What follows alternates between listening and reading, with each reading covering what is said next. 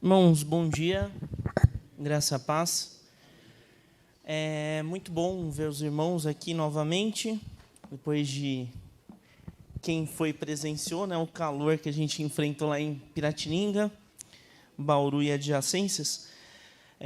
Hoje a gente dá mais um passo aí na jornada de estudo no livro de João. Antes eu queria só comentar o quanto é bom que a igreja cante músicas, cante canções que apontem para a suficiência de Cristo. Porque hoje em dia a gente vê muitas igrejas e músicas por aí que estão centradas apenas no eu, no ego. E aqui a gente cantou, canções nessa manhã que apontam para a suficiência de Cristo. E o texto que a gente vai meditar nessa manhã aponta as duas naturezas de Cristo. A gente consegue observar ali o Cristo humano, que se angustia, mas o Cristo divino, que também consegue compreender a sua morte, e morte de cruz em favor de toda a humanidade. O texto é João 12, eu convido os irmãos a abrirem lá em João 12, a partir do versículo 27. Antes eu queria conversar com vocês sobre uma coisa chamada experiência quase morte. Quem já ouviu falar disso? Experiência quase morte. Isso é uma coisa que existe aí, inclusive no campo científico muita gente estuda, tem um gênero literário muito específico sobre isso, que atinge um nicho muito próprio de leitores. Tem filmes sobre isso também. Experiência quase morte é como o nome diz, né? Eu tinha um professor no seminário que diz, olha, isso é autoexplicativo. E isso é autoexplicativo mesmo. Porque diz sobre experiências de pessoas que quase morreram, visões que essas pessoas supostamente têm daquele momento de passagem da vida para a morte.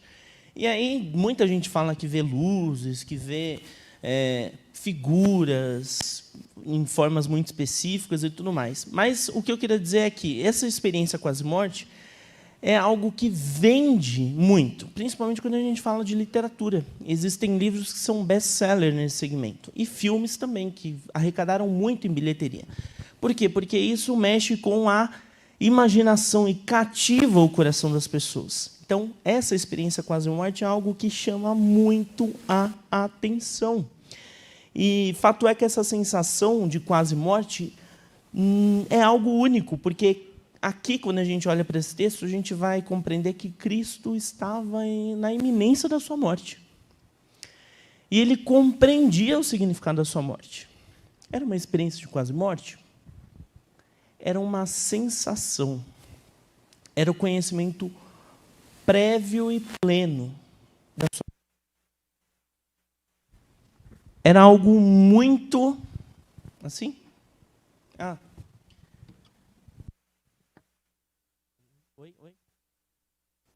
Oi. Era algo muito superior do que simplesmente uma experiência de quase morte. E quando a gente olha lá, por exemplo, João 12, o capítulo, né, que a gente vai meditar hoje no comecinho. O que acontece lá? Jesus é ungido em Betânia por Maria. Já era um processo de preparação para a sua morte. É isso que o texto diz. E aí depois como os irmãos meditaram aqui, e a gente meditou lá em Piratininga também, tem a questão do jumentinho. Jesus entra, alguns vão dizer de forma triunfal em Jerusalém, mas também apontando para a supremacia desse rei. Rei que, por sinal, não tinha um grande exército, mas ele prevalecia sobre todos os reis. Tudo aquilo que diz sobre reinado no campo terreno está abaixo dos pés de Cristo, porque ele é rei supremo. Só que o rei supremo, na sua humanidade, também se angustia. E é isso que a gente vai ver aqui. Então, João 12, 27 e 28. Agora a minha alma está angustiada. Acaso devorar? Pai, salva-me desta hora? Mas foi exatamente por esse motivo que eu vim. Pai, glorifica o teu nome. Então uma voz falou do céu, eu já glorifiquei o meu nome, e o farei novamente em breve. Senhor Deus, bendito, santo e glorioso, fale conosco, Senhor, retire tudo aquilo que possa atrapalhar a nossa compreensão da tua palavra, e que seja o teu Espírito a agir livremente nessa manhã. Essa é a minha oração em nome de Jesus. Amém. Na iminência da sua morte, Cristo relata uma angústia. E essa natureza humana aponta esse sentimento sincero de apreensão. Irmãos, se fôssemos nós numa situação parecida, ou se pelo menos nós soubéssemos que nós morreríamos dentro de alguns instantes, nós teríamos essa angústia. Nós temos consciência da nossa salvação, mas ainda assim alguns se angustiam com a partida. Por quê? Porque compreendem que o tempo não está completado, que ainda existem tarefas a fazer. Cristo tinha consciência de que o seu tempo, o seu ministério terreno caminhava para o final, mas ainda assim ele se angustiava. Isso é uma característica da natureza humana. Contudo, o medo de Cristo não o fez esquecer de quem ele é filho. Ele fala, acaso devorar, Pai, afasta-me disso, salva-me disso? Claro que não, ele sabia quem é o Pai dele. E esse é um exercício que nós, como cristãos, que professamos a fé cristã evangélica, devemos fazer também. Muitas vezes a gente se agarra a alguns amuletos, né, simbólicos, ou algumas figuras, achando que a gente vai encontrar salvação, ou pelo menos uma ajuda nisso. Cristo é quem batalha por nós. A nossa salvação está em Cristo. E a gente precisa ter consciência disso. E Cristo tinha consciência também de uma coisa muito importante, do seu chamado. O chamado de Cristo não era para uma vida longa, de 60, 70, 80 anos. Eu não estou dizendo que as pessoas aqui com essa idade estão passadas do tempo, não. Cada um tem o seu chamado. O chamado de Cristo era muito específico. Em 3 anos de ministério, ele impactaria gerações, milênios. Até hoje, nós bebemos desse ministério, que foi replicado pelos ministérios, inspirados, direcionados pelo Espírito Santo de Deus. Olha o legado disso. Quando a gente olha para essa história e a gente sabe o enredo da jornada de Cristo, a gente entende que a morte dele apontava para a supremacia de Deus e glorificava o Pai. A história de Cristo. Jesus reconhecia que essa monstruosidade da morte que viria a ele era muito grande. Mas isso não foi motivo para que ele fugisse dela. Cristo não tentou dar um jeitinho. E, portanto, a oração de Jesus foi para que o Senhor não o livrasse, mas para que, através daquele ato de entrega na cruz, Deus fosse glorificado. É um ato de amor, mas é também um ato de consciência. E, como cristãos, nós precisamos ter esse ato de consciência. A gente precisa refletir sobre os dias que nós vivemos aqui na Terra, porque eles são passageiros e todos nós sabemos disso. Mas a gente acha que o nosso dia de partida está cada vez mais longe, né? Algumas pessoas acham que está cada vez mais longe o momento da partida. Só que, pela lógica, é óbvio que cada dia é mais perto. A gente está cumprindo aqui, a gente já nasce com um prazo de validade. A gente já caminha para a partida. E as pessoas vivem como se fossem passar pela eternidade aqui, com o seu próprio prazer, a sua própria vontade.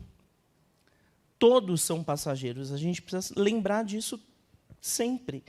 Só que a nossa alma, a nossa vida deve clamar a Cristo. A gente tem que sempre viver pela iminência do retorno de Cristo. Quando a gente olha para o Novo Testamento, principalmente quando a gente olha para Atos, né? Lá, Atos, a igreja do primeiro século. Irmãos, Atos 2, aqueles irmãos estão vivendo ali como se Cristo voltasse no dia seguinte. Esse é o espírito do Novo Testamento. Esse é o espírito do Novo Testamento. E por que lá a igreja do primeiro século tem esse espírito e a igreja de 2025, em São Caetano, Santo André, Mauá, vive como se Cristo fosse voltar daqui 380 anos? Daqui 4, 5, 10 gerações. Cristo pode voltar hoje. Você nem vai conseguir almoçar lá aquele macarrão bonito que você colocou lá para deixar descansar. Cristo pode voltar hoje. A gente tem esse espírito, essa consciência, essa iminência do retorno. A igreja do primeiro século é muito romantizada em relação à comunhão, mas nos traz algo muito fundamental: a paixão e a consciência da iminência do retorno de Cristo. É isso que deve nortear. E isso faz com que a gente vigie as nossas atitudes. Porque o crente que tem consciência do retorno iminente de Cristo não fica beijando o pecado, não fica andando com o pecado de mãos dadas para cima e para baixo. Por quê? Porque tem consciência de que a vida dele é muito mais importante do que dar vazão para o pecado. A vida dele é uma glorificação ao Senhor, é um louvor ao Deus ao qual ele serve. E é por isso que a nossa alma tem que estar na iminente partida ao Senhor ou retorno de Cristo à nossa vida, aqui ao nosso tempo. Se o nosso coração tem ficado calmo demais, tem algo errado, porque a gente já se acostumou, a gente já neutralizou a nossa expectativa, porque o próprio Filho de Deus, durante a sua passagem terrena, teve o coração em chamas. E aqui, nesse caso, uma expectativa de morte. Só que ele sabia que, com a morte dele, ele traria vida a muitos. E alguns desses estão aqui essa manhã, eu creio. Parece até contrassenso, né? Mas a morte gerando vida. E, a partir daquele momento, nós que aqui estamos, nós reconhecemos que nós precisamos morrer para as nossas vontades e os nossos desejos, e que nós precisamos ser ressuscitados em Cristo para uma nova realidade de vida, e não nos deixarmos preocupar com coisas que dizem respeito apenas a nós. A gente anda por aí preocupado com aquilo que está debaixo da nossa asa, aquilo que fica só sob a nossa responsabilidade, ou aquilo que nos interessa, aquilo que vai nos trazer algum ganho. Só que Cristo, no seu ato de entrega, ele não estava sendo egoísta. E esse é o ponto que a gente precisa pegar para a gente como lição. O cristão, ele não é egoísta. O cristão, ele não vai ficar fazendo coisas que apenas o favoreçam. Ser um cristão, um filho de Deus, que anda na luz, como Jesus vai falar mais adiante no texto, é entregar-se. E entregar-se em todas as circunstâncias. E isso é muito difícil. É extremamente difícil a gente se entregar. É difícil a gente se entregar para a nossa esposa, para o marido, porque tem dia que eles estão difíceis, não tem? Para o nosso filho, eu não tenho filho ainda, mas já estou imaginando daqui a alguns anos como vai ser difícil. Imagina para os pastores se entregarem para as ovelhas. Só que tudo isso é um princípio bíblico de entrega, de amor. Tudo isso é algo que nós aprendemos a partir do exemplo de Cristo. Então, se o seu coração não se angustia com a morte, isso é um sentimento natural. Se angustiar é um sentimento natural. Agora, se você acha que não merece a morte e pede que o Senhor o livre, saiba que todos nós merecemos morrer. E esse é o caminho, é o pagamento do pecado. E nós somos pecadores em um mundo caído. Só que o grande amor de Cristo nos salvou. E aí, acontece que a morte, ela não é uma condenação. A morte é uma passagem para a nossa vida eterna, que já começou. A vida que nós vivemos aqui já tem status de eternidade. É por isso que aquilo que você faz tem aspectos, tem implicações eternas. Essa é a palavra certa, implicações eternas. Aquilo que você faz na sua vida com Cristo hoje vai implicar na sua eternidade, sim. E é por isso que a gente precisa viver aqui como filhos de Deus. Tem muitas pessoas que levantam a mão, dizem aceitar a Cristo, mas continuam vivendo como filhos do mundo. E o que é viver como filho do mundo? É viver como se não tivesse pai. É viver sem consciência daquilo que um ato seu pode significar para outras pessoas. Filhos de Deus se preocupam com esses atos. e sabem que os seus atos são uma forma de exaltação ao Senhor. Uma voz respondeu a Jesus: eu já glorifiquei o meu nome e glorificarei mais uma vez. Como? Como que o nome de Deus já pode ter sido glorificado? Através da vida terrena de Cristo. O ministério terreno de Cristo foi uma clara glorificação ao Senhor, porque foi a forma humana mais plena, mais linda que ele pode ter vivido. E é um modelo perfeito, é um modelo pleno, no qual nós temos de nos inspirar. Ele viveu sob plena dependência, obediência e exaltação ao Senhor. E aí, o texto de 1 Pedro 2, 22 a 24, vamos ler juntos? Ele aponta a plenitude de Cristo humano, mas também é o Cristo divino. 1 Pedro 2, 22 a 24. Diz assim, vamos ler juntos. Eu nunca fiz isso, mas nós vamos ler juntos nessa manhã para esse texto ficar mentalizado. Vamos lá. Ele nunca pecou, nem enganou ninguém, não revidou quando foi insultado, nem ameaçou se vingar quando sofreu, mas deixou o seu caso nas mãos de Deus, que sempre julga com justiça. Ele mesmo carregou nossos pecados em seu corpo na cruz, a fim de que morrêssemos para o pecado e vivêssemos para a justiça. Por suas feridas somos curados. Glória a Deus por isso. Esse texto aqui resumiria esse sermão. Nós poderíamos ir para casa agora e passar a semana digerindo esse texto. Que ato de entrega. Que amor que nós nunca vamos ver. Porque não há amor maior do que o amor de Cristo, que se entregou em nosso favor. E tem gente que pega esse amor e joga fora. É um amor muito grande. É um amor que nós não conseguimos mensurar.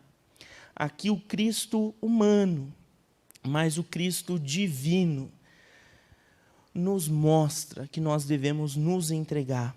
E é uma entrega não baseada na resignação. Porque tem gente que se entrega com o sentimento de simplesmente não querer mais lutar aquelas batalhas. Tem gente que se deixa entregar. Eu vou desistir porque tudo bem, eu vou me entregar, já era, ponto final. Cristo se entregou por algo muito maior. Ele quis se entregar. Foi uma entrega voluntária, no amor de Deus. O problema é que tem gente que ama tanto os prazeres, as coisas desse tempo, que elas não conseguem amar a Deus. Elas amam tanto o seu pecado, amam tanto o seu dinheiro, amam tanto a sua família, que elas não conseguem amar a Deus. Elas não são dignas de Jesus. Elas vivem como filhos do mundo, não são filhos de Deus.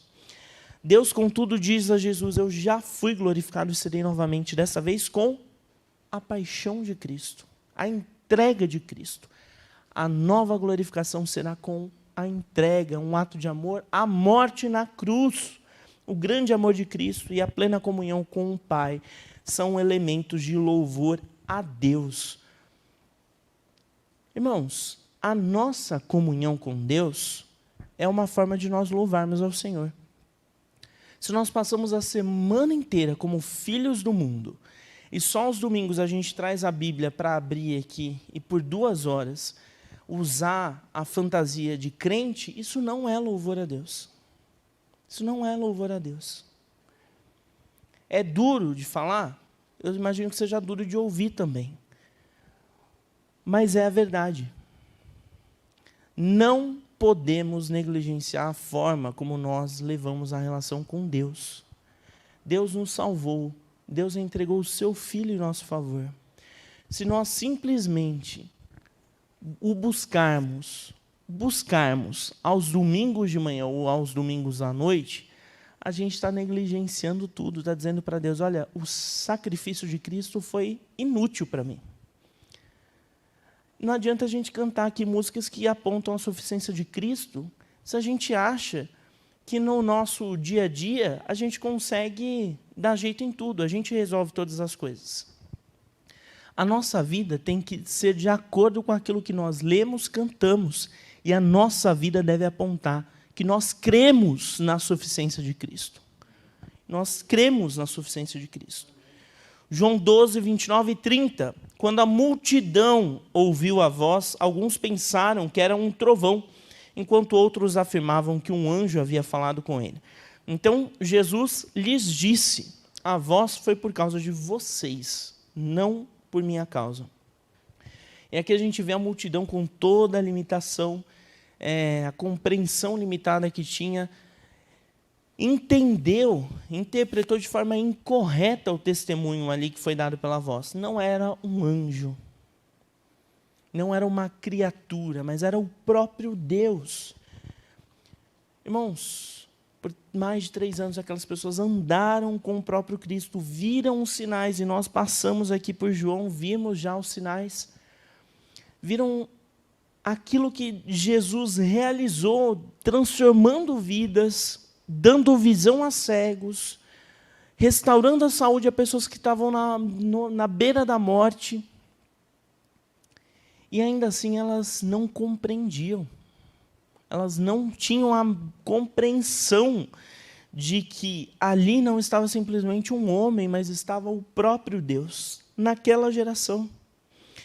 E há pessoas que estão dentro da igreja, ou são filhos de crentes, estão em famílias de crentes, que dizem ser crentes, que ainda vivem práticas que divergem totalmente do cristianismo, que divergem totalmente de atitudes de um filho de Deus. Estão presos num grande sincretismo religioso. Sabe o que é sincretismo? É quando você pega vários elementos de uma única religião e fazem desses elementos, e você faz desses elementos a sua fé. Então, você está numa igreja tradicional há muito tempo, mas quando uma amiga fala assim, olha, traz a carteira de trabalho lá do seu filho, que está desempregado, que a gente vai levar para uma roda de oração lá na igrejinha tal. Meu irmão, Deus não precisa de GPS. Se você orar pela pessoa, Deus vai saber. Deus já sabe por quem você está orando. Você não precisa concretizar essas coisas. Tem gente que ora por roupa íntima, por peça de roupa, por carteira de trabalho.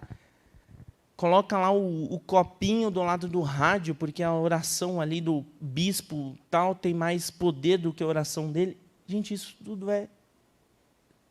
Eu ia falar uma palavra aqui, mas talvez... É sincretismo, é tudo que é uma coisa que nós nos apegamos e nós não podemos nos apegar a isso. Nós temos que nos apegar à palavra de Deus, a uma vida com Deus. Deus não precisa de Waze, nós precisamos. Nós precisamos de Waze, Deus não. Se você orar, Deus já sabe do motivo da sua oração, do seu pedido. A questão é, persevere na oração. Há pessoas pelas quais nós oramos a vida inteira e ainda assim essas pessoas não são alcançadas pelo Espírito. Por quê? Só Deus tem essa resposta. É vontade de Deus. A gente não está aqui para discutir com Deus sobre a vontade boa, perfeita e agradável dele. O nosso papel é orar pelas pessoas, perseverar na oração, de forma sábia, sabendo o que a Bíblia fala sobre isso. Porque o maligno quer que nós pensemos que nós temos alguma participação ou mérito. Então, se você tiver na sua mente, olha, o fulano de tal se converteu porque eu levei a roupa dele lá para a oração. Gente, não tem nem sentido. É aquele negócio, né? Você já está se ouvindo? Você fala em voz alta. Ouça a sua própria voz. Veja se faz sentido. Não faz sentido. Não há mérito algum em nós.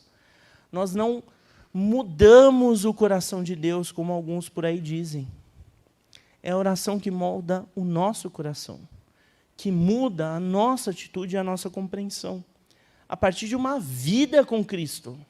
E a pessoa só pode ser moldada por Cristo se ela tem uma vida com Cristo. Se ela não tem, ela vai ser moldada pelo Deus ao qual ela serve. Se você não tem caminhado com Cristo, é o Deus desse século que Jesus vai falar aqui, que está moldando seu coração. Olha que triste. E aí você está adorando ao Deus dessa geração, desse século, com as suas atitudes, as suas práticas. E aí, isso é uma repreensão para todos nós, não para essa igreja só, para todas as igrejas. Porque tem muita gente por aí, é aquela velha história, né? Tem cheiro de ovelha, veste, o pelinho de ovelha, o andar de ovelha, mas não é ovelha. Tem se passado por ovelha. João 12, 31 a 33. Para muitos, esse daí, né, o texto que a gente falou, para muitos a morte é sinal de fragilidade e de vergonha. A morte por cruz era o pior significado nesse contexto, mas a morte de cruz significava mais do que a pior morte. Era a vitória sobre o maligno. Cristo diz, o meu sangue é poderoso para limpar e dar vida a todos aqueles que estavam mortos nos seus delitos e pecados. E aí, é muito interessante nós olharmos, porque assim, Satanás não tem poder contra o Senhor. E tem muita gente que tem medo de Satanás. Vocês já ouviram falar daquele lance de batalha espiritual? As pessoas ficam focando em Satanás e as pessoas esquecem de aprender mais sobre Deus. Satanás é um derrotado. Quando a gente lê Apocalipse, e é um exercício que todo crente deve ter, a gente vê quem ganha. A gente sabe, não é spoiler, pelo menos não deveria ser. A gente sabe que a igreja prevalece no Senhor.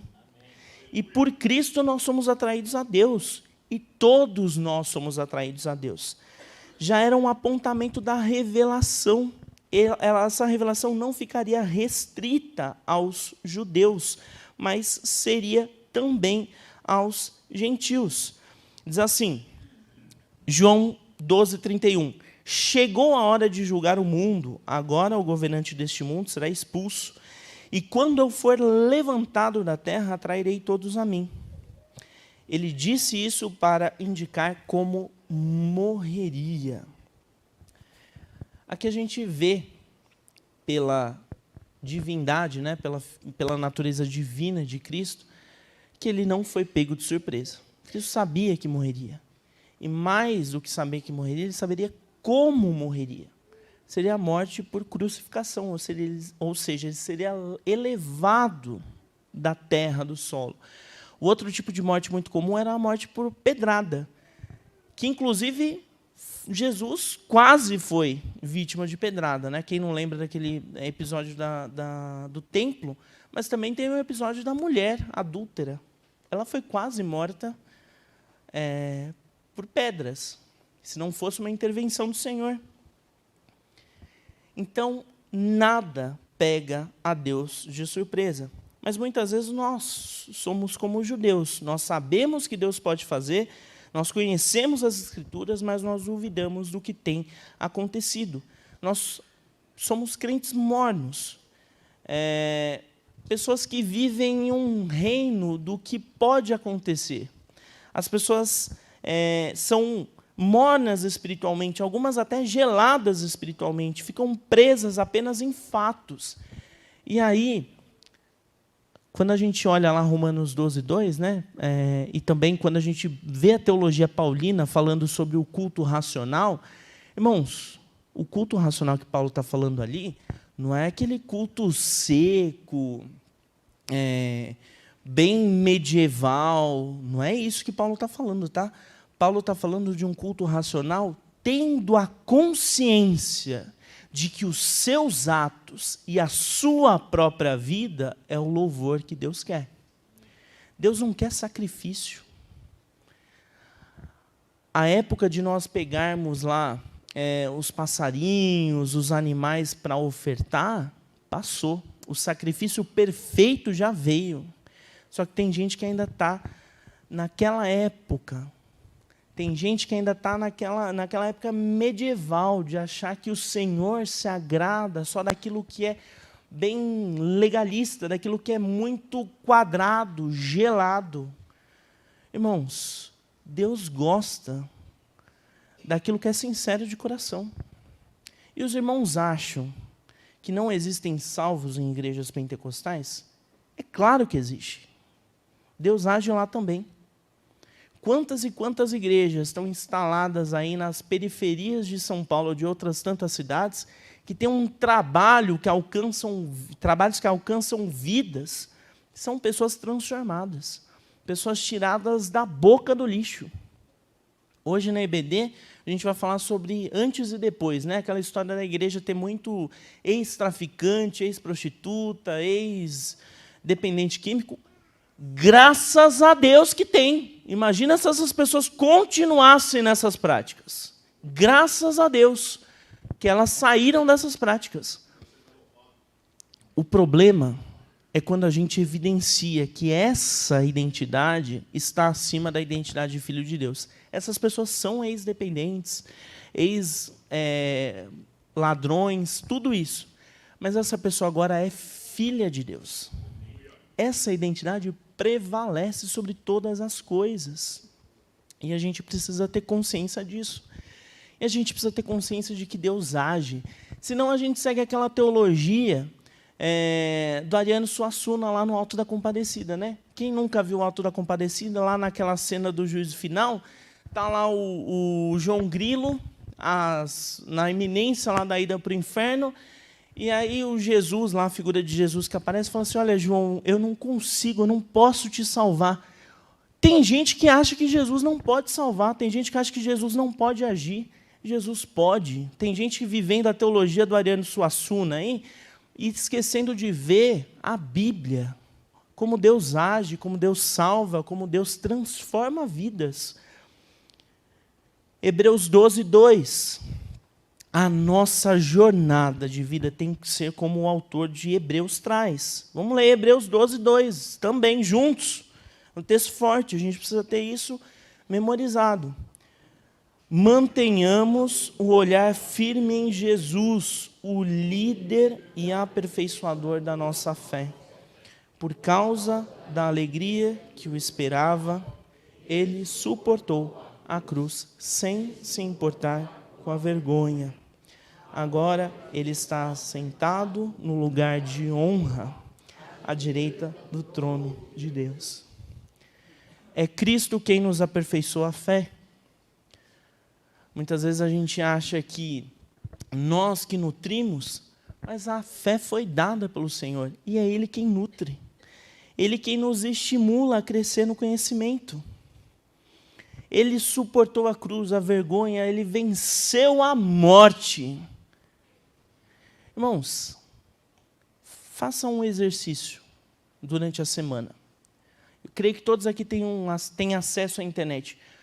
Procurem grandes líderes religiosos pelo mundo. Grandes, pseudo-grandes líderes religiosos. Ellen White morreu, está sepultada. Não volta mais. Os papas, né, que dizem ser a sucessão de Pedro, lá como o papa, morreram, eles não voltam mais. Os fundadores de algumas seitas, né, como a Igreja de Jesus Cristo Santo dos Últimos Dias, o Smith, morreu e não volta mais. Maomé morreu e não volta mais. Irmãos, essas pessoas morreram, mas Cristo ressuscitou. Aleluia. Cristo vive e nós não nos importamos com isso. Essa mensagem não nos impacta. Quem aqui não ficou emocionado naquela época da pandemia, quando foi aprovada a primeira vacina aqui, e uma mulher da Anvisa, uma técnica, olha só, uma técnica. Esse vídeo está aí no YouTube, procurem aí, vocês vão ver. Uma técnica disse, olha, porque ele vive, eu posso crer no amanhã. Ele vive, ele reina, ele é supremo. E nós, cristãos, temos o privilégio de compartilhar essa mensagem. Cristo viver é a maior prova de que nada é impossível para Deus. Porque o Deus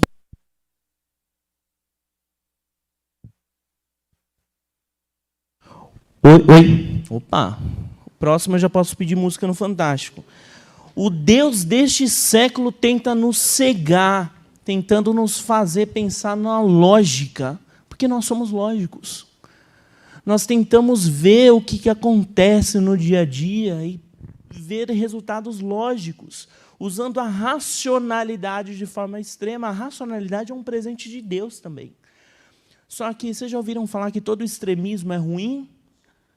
A racionalidade extrema diminui a presença de Cristo nas nossas vidas.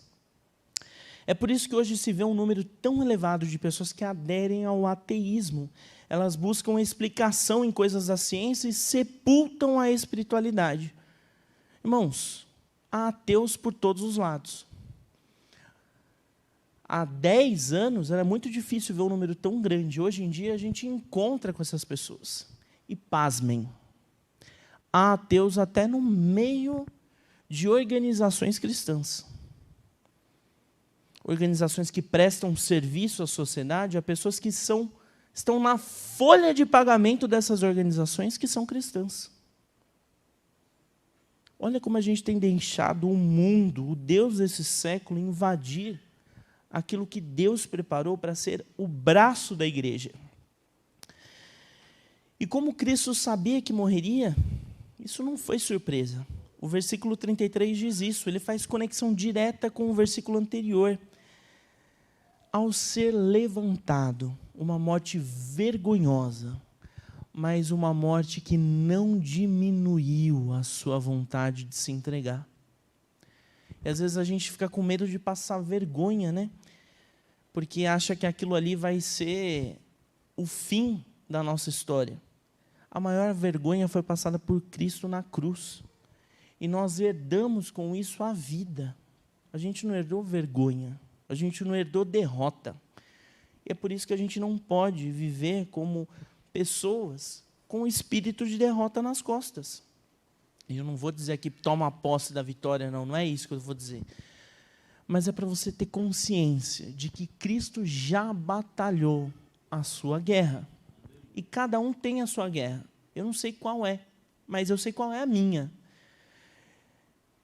E a gente precisa olhar para Cristo, ter consciência de que Ele já venceu essa batalha, por mais difícil que seja. Para alguns parece ser impossível, mas não existe impossível para Deus. João 12, 34 e 35, a multidão disse: entendemos pelas Escrituras que o Cristo viveria para sempre. Como pode dizer que o Filho do Homem morrerá? Afinal, quem é esse Filho do Homem?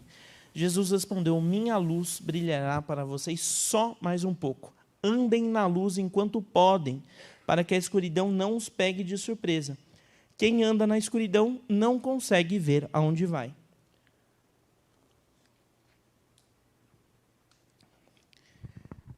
Só que essa fala de Jesus pegou aquela turma de surpresa.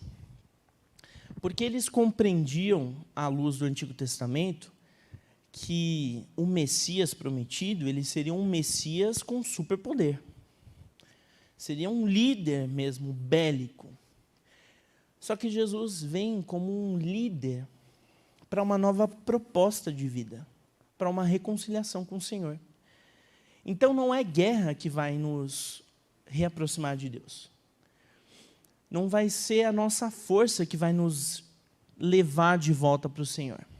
É um coração humilde, quebrantado, sincero, com um olhar para Cristo.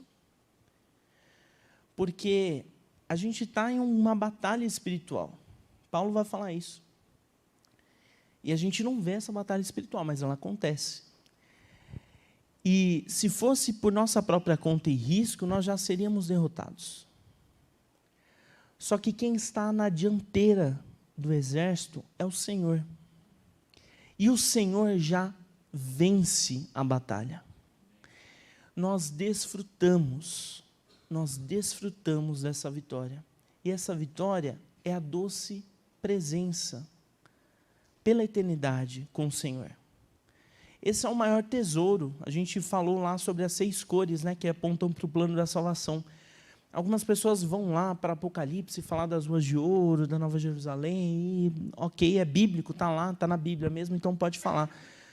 Mas o mais lindo para a gente falar, que está em Apocalipse também, é a presença com o Senhor pela eternidade. Esse é o tesouro. Esse é o maior tesouro. Nós hoje desfrutamos da comunhão como igreja, e nós podemos aprender sobre o Senhor, meditar sobre o Senhor, crescer como comunidade, como é o propósito de Deus para as nossas vidas. Mas nada se compara, meu irmão, com a alegria que nós vamos ter. E eu espero ver os irmãos lá, eu espero que os irmãos me vejam lá também, é que a gente vai passar a eternidade com o Senhor. E passar a eternidade é desfrutar da fonte, do que é supremo do amor, da suprema graça, da suprema bondade, do Cristo que nos amou. E com Ele, compreender tudo sobre o Senhor, que nós vamos aprender sempre sobre o Senhor.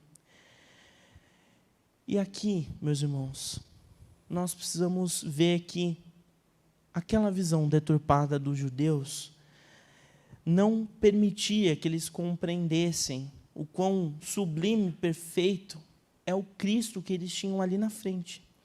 Muitas vezes nós focamos apenas na divindade do Messias, mas a Bíblia aponta também que ele foi plenamente homem. E a humanidade de Cristo teve um propósito central: nos apontar o caminho da humanidade restaurada. A humanidade restaurada, ela não pode dar brecha para o pecado. Cristo não pecou. A gente viu isso num texto já hoje. Então, essa humanidade restaurada é o modelo perfeito que Deus quer que nós vivamos. Isso é demais para a mentalidade dos judeus, porque eles se baseavam no seu próprio mérito. Eles se achavam superiores do que todos os povos que estavam ao redor. O Filho do Homem é Cristo. Aqui é a identidade apresentada. O rei não contava com esse exército super armado.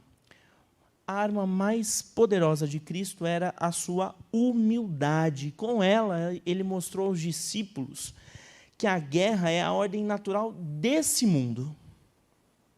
Esse mundo vive à base de guerras. Mas a paz é o fruto semeado pelos filhos de Deus. Isso precisa ser reafirmado, que tem muito filho de Deus que tem semeado a guerra e não a paz. Não tem nem sentido isso. Os filhos de Deus em Cristo devem, portanto, compreender a morte de Cristo não como um ponto final, mas como o começo de uma história de amor a ser contada a mais pessoas. Irmãos, todo sermão, ele tem que ser evangelístico. Eu creio nisso. Porque deve ser um chamado, um estímulo para que nós sejamos discípulos de Cristo e missionários.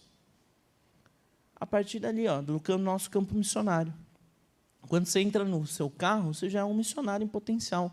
Você vai cruzar com alguém ali, alguém pedindo dinheiro, alguma comida no farol, e ali você já pode ser um missionário. E essa verdade de que Cristo transforma tem que ser pregada. E Cristo diz: a minha luz vai brilhar por mais algum tempo. Andem na luz enquanto podem. Quem anda na escuridão não sabe para onde vai.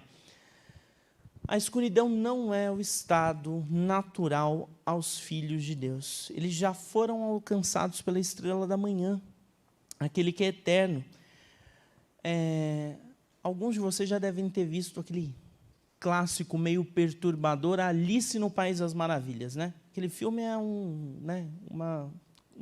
clássico. E aí tem um dado momento que a Alice está falando, acho que com eu não lembro, não sei se é o gato, acho que é o gato, né? Que ela fala assim, olha, o gato pergunta, para onde você vai? A Alice fala, eu não sei. E aí o gato fala, olha, para quem não sabe para onde vai, qualquer caminho serve.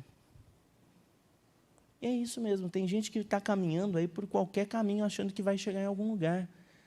Mas os filhos de Deus sabem o caminho a percorrer, a ser percorrido. O próprio Senhor indica. Essa não pode ser a realidade do crente. Se você algum dia foi alcançado por Jesus, eu creio que muitos foram aqui, e teve o seu propósito de vida compreendido, você não é um sem caminho. Tem alguns que são sem teto, sem terra, você não é um sem caminho. Você não faz parte desse movimento. Você tem um propósito de vida. Você tem uma direção a seguir. E o mundo vai tentar te jogar, vai tentar nos jogar em alguns caminhos escuros, alguns caminhos incertos, mas daí a importância da sabedoria adquirida no Senhor, na busca pelo Senhor. Nele ainda que andemos pelo vale da sombra da morte, mal algum nos alcançará. E nós cumpriremos a jornada. Nós temos uma jornada aqui. E o mais importante, nós aprenderemos a ser filhos obedientes, filhos que andam na luz. João 12:36, caminhando já para o final. Creiam na luz, enquanto ainda há tempo. Desse modo, vocês se tornarão filhos da luz. Depois de dizer essas coisas, Jesus foi embora e se ocultou deles. Irmãos, o convite está feito. E Deus quer que nós sejamos filhos da luz, filhos dele. E é um momento de nós olharmos, já é o terceiro, é o momento de nós olharmos para Deus, de nós olharmos as nossas atitudes, de nós refletirmos sobre os nossos dias. Qual o valor que nós temos dado ao sacrifício de Cristo? Nós temos ignorado isso no nosso dia a dia, achando que o nosso próprio prazer e aquilo que a gente tem programado para a nossa vida nos é suficiente? É uma boa aposentadoria que a gente almeja? É uma casa na praia, um sítio confortável, os filhos criados, netos saudáveis, ações na bolsa de valores? É isso que a gente quer mesmo? Não estou falando que isso é errado, não. O crente pode buscar isso. Isso só não pode ser o seu Deus. Não pode ser o seu motivo de vida. A sua conta bancária, ou ter uma conta no Personalité, não deve ser o seu objetivo de vida. O seu objetivo de vida deve ser um coração humilde, uma vida que cresce, nutrida pelo próprio Senhor. A partir da compreensão de que esse sacrifício é um ato de entrega revolucionário. Qual outro líder, qual outra pessoa se entregaria de forma tão espontânea e amorosa como Cristo se entregou? Ninguém. Só Cristo. E a escritura de Gênesis a Apocalipse aponta a suficiência de Cristo. Ah, mas Cristo não está no Antigo Testamento? Tá. Cristo está no Antigo Testamento, sim. Só lê lá. Cristo está. E a gente precisa compreender o plano da salvação, o plano da redenção em Cristo. Não em atitudes, não em atos. E Deus nos chama para uma mudança de rota para aqueles que acham que apenas parecer filho de Deus basta. Não basta. É preciso ser filho de Deus. É preciso, de fato, se deixar ser filho de Deus. É preciso se render à graça do Senhor. Tem gente que deixa o coração endurecido, e Deus endureceu o coração do faraó, mas ali para um contexto muito específico de mostrar a sua glória, a sua supremacia. Deus quer corações contritos, corações abertos, humildes, para que Ele possa agir, para que Ele possa transformar. Nós devemos tirar a nossa segurança de ideias e firmarmos os nossos olhos nele, pedir a Ele que nos acrescente fé, ter fé em Deus e ser constantemente moldado por Ele. Isso significa que algumas lições vão doer, e doem. Algumas coisas doem na jornada, mas elas são necessárias. E João continuará dizendo ali que, apesar de todos os sinais, não creram em Jesus.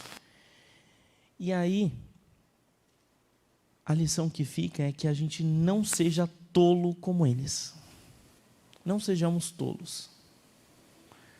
Se precisar ficar uma mensagem na mente de vocês que resuma essa mensagem, não sejamos tolos. Cristo se revelou através das Escrituras. Cristo demonstrou amor por nós. Eles tinham um Rei da Glória na frente deles, e nós temos no nosso coração. O Senhor nos convida para uma vida com Ele, para andarmos na luz. Todas as trevas, dores e inseguranças, Deus cuida, tira, cuida, restaura, limpa de traumas. Talvez aquilo que esteja no seu coração pareça gigante, que você não consegue achar uma solução, mas não há impossível para Deus, não há. Não se preocupe, porque uma pseudo-figura de Jesus não vai aparecer na sua mente dizendo: olha, João Grilo, eu não posso te salvar. Deus pode te salvar, Jesus pode te salvar, Jesus transforma. A gente estampa essa mensagem nas camisas que a gente usa por aí. Por quê? Porque a gente crê nisso. A gente crê nisso. E as pessoas lá fora precisam saber dessa mensagem também. E só saberão se observarem filhos de Deus que andam na luz, filhos de Deus que não são tolos, filhos de Deus que amam a Deus, que amam o sacrifício de Cristo, que valorizam a entrega. E é isso que nós precisamos vivenciar, colocar em prática. Nós precisamos ser filhos de Deus que andam na luz. Amém? Senhor Deus, Pai bendito, santo e glorioso, nós te agradecemos, Senhor, pela Tua palavra. Te agradecemos, Senhor, por este momento, que possamos, Pai, crescer em conhecimento, crescer em amor, Senhor, e ter o coração sempre voltado a Ti, Pai, querendo mais de Ti, querendo viver contigo, Senhor, ansiando pela vida eterna contigo, Senhor, e sendo filhos Teus aqui nesse tempo, refletindo de fato o amor que nós recebemos de Ti. Que tenhamos consciência, Pai, de que nós não somos suficientes, mas que Cristo é suficiente. Que a Tua palavra, Senhor, nos alimenta e que nós cresçamos em amor, em obediência a Ti, Senhor. Essa é a minha oração em nome de Jesus. Amém. Irmãos, Deus abençoe.